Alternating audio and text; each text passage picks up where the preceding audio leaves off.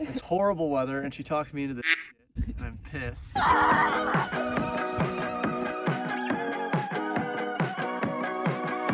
We're in Arizona.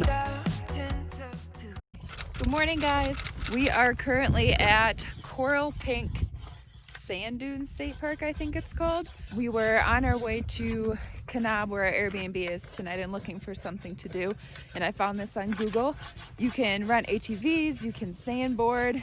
It's not ideal weather, it's kind of sprinkling a little bit, but we're gonna try it anyway. It's horrible weather, and she talked me into this shit, and I'm pissed. He's waxing up the sandboard right now. I think it'll be fun. We've never done anything like this before, so I'm excited. John's a Debbie Downer. Not a Debbie Downer, it's just you don't go sandboarding in the freaking rain. Oh well, it'll be okay. We woke up in our parking lot this morning. Surprisingly slept quite a bit better than I thought we were going to. Super Walmart parking lot.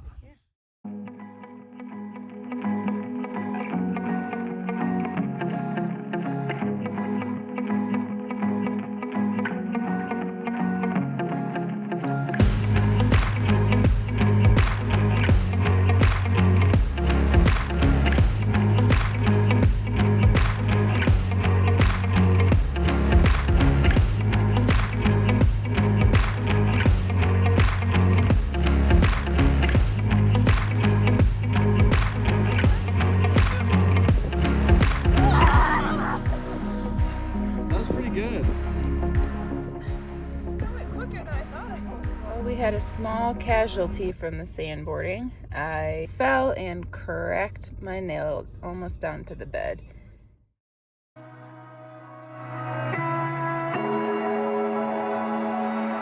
Guys, we are almost to the, what is it called? Best Friends Animal Sanctuary? Animal sanctuary. Yeah, and we're running a little bit behind.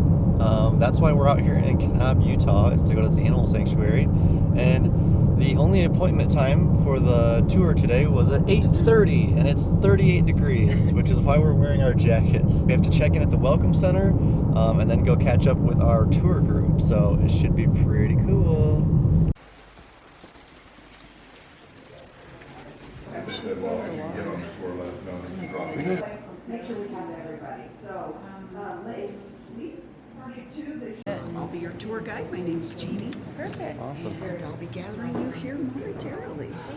Excited? Yeah, Happy to be here. I'm really excited. Tried to find a clean van, but there was not one. So it's been wet around here. Well, welcome everybody. My name is Jeannie, and I am your sanctuary ambassador. Keep in mind, we're working very hard to get all 1,600 of those animals adopted. We're headed to Dogtown Heights. It's a gated community. This dog here is going to be welcome. Oh, heck no. Making some friends. Yeah. Okay. I hear the little meow. I'm probably gonna stay out here for this. No, me. Yeah. No, you're not. You're gonna come in. No. You're gonna be I okay. don't want to get all stuff. The tour group just went inside one of the cat cottages. I'm kind of allergic to cats, so I'm gonna just kind of stay and hang outside. Hello. Oh, hello. Windows and rafters are open, and the cats can go up there. There's beds, food, water.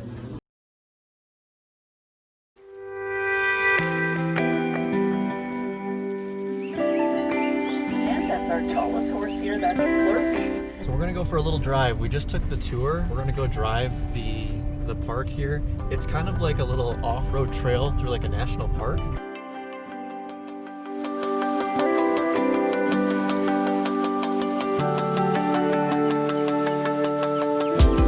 Pick. What do you think your favorite part of the tour was? Probably seeing all the dogs. They were really cute. Yeah, that was probably my favorite part too. We are still up here at Best Friends. We just got done with our tour. It was called the Grand Sanctuary Tour, about an hour and a half long, and they take you on a whole tour around the entire sanctuary.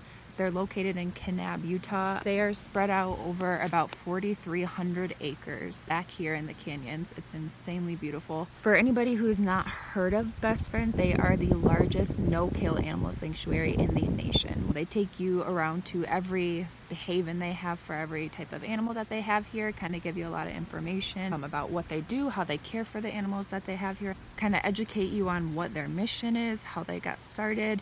So their mission is by 2025 to end all killing of every animal in shelters, which is insanely huge. What a great goal, right? Yeah, it's a huge goal. And they said that they are definitely on their way to making that happen. A lot of people don't like to think about kind of that end of things, but as many homeless animals that we do have within the US, that leads to overcrowding in a lot of different shelters, and overcrowding then leads to having to kill off animals that they don't have room for. From 1984 to now, they've reduced the number from 17 million to 1.5 million, which is still seems That's like, an astounding number, guys. It still seems like a huge number, 1.5 million, but to go from 17 million animals being killed in shelters to 1.5 million. Adoption and saving animals is something that's really close to our hearts. Jacqueline and I used to volunteer at the animal shelter back home, where we adopted our dog from. And it's just really important to us being here, and it's really special. It was truly enlightening coming here. And it's a free tour.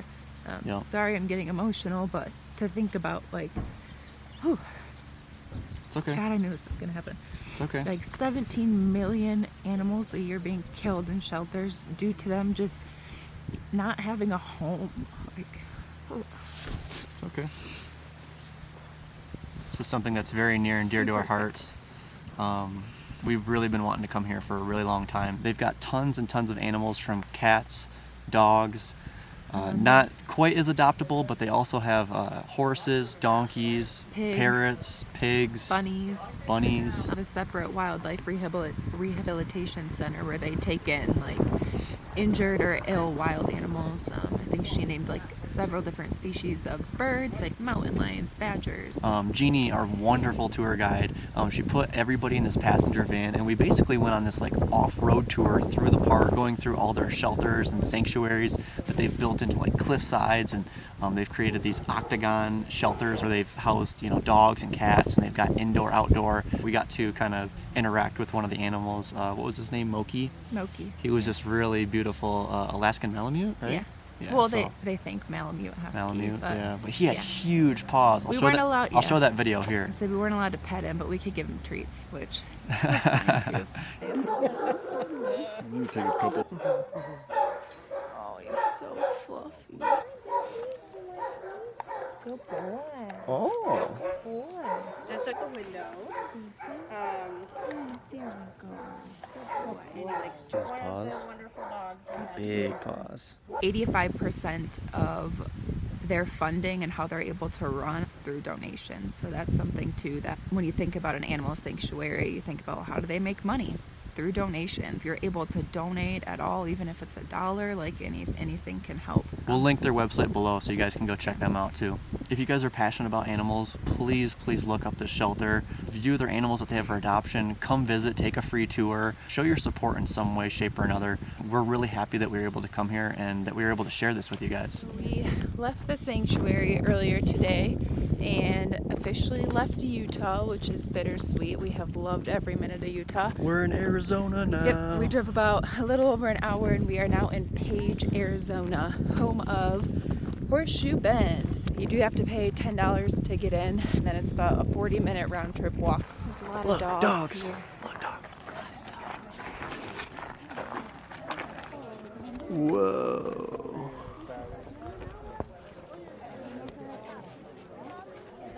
Holy crap. I'm in awe of it. Like, I don't even have any words. Yeah.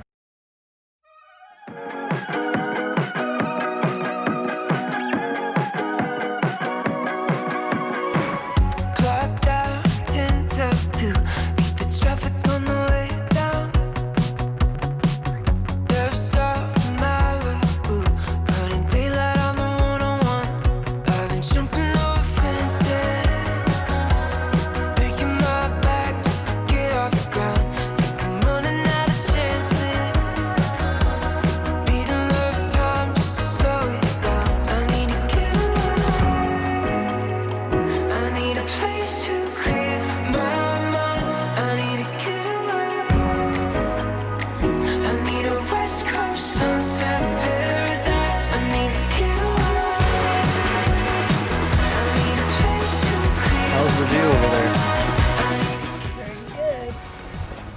kind of hard to grasp, really, the depth of the Grand Canyon. I definitely underestimated how pretty it would be.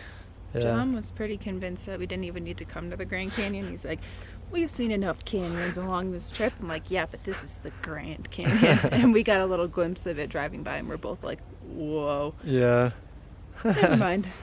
Yeah, we saw Horseshoe Bend, and I was like, oh yeah, Grand Canyon's like just like that, right? Not exactly. Nonetheless, we're happy to be here, and Yeah. it's beautiful.